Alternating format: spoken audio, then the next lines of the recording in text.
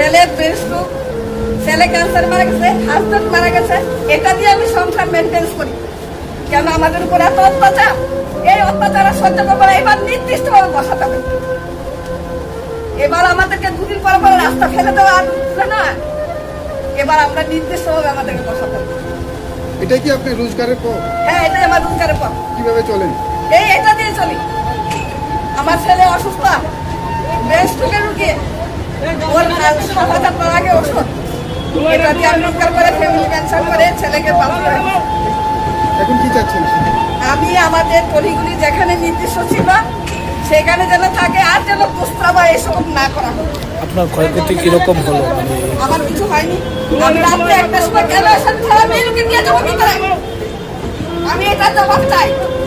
আর যে উনি বলেছেন যে পরিগুলি রাত্রেবেলা নিয়ে যেতে হবে, আমার দ্বারা সম্ভব এই ভট্টপুর টলিগুলি নিয়ে যাওয়া? আপনার কি ব্যাডমিন্টন লাইসেন্স আছে? হ্যাঁ, অবশ্যই আছে। এটা কি, এটার কোনো দাম নেই, এটা ছিঁড়ে খাবো।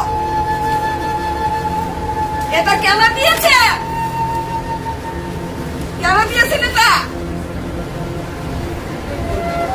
এটার কোনো সম্মান নেই, ওদের সম্মান নেই। এটা সম্মান নেই মানে ওদের সম্মান নেই। প্রশাসনের উদ্দেশ্যে কি বলবেন? হ্যাঁ, প্রশাসনের উদ্দেশ্যে কি বলবেন? প্রদর্শনের উদ্দেশ্য কি বলবো? ওনাকে নিজেরাই জানে কি করেছে না করেছে। আর প্রদর্শনকে আমরা কে এনেছে? ওনাকে সিংহাসনে কে বসিয়েছে? এই বিপ্লব করে আন্ডারে মিনিমাম 1 লক্ষ টাকা আর 1 লক্ষ ভোট পায়। ওনার উপরে কেন অত্যাচার? ওনার উপর অত্যাচার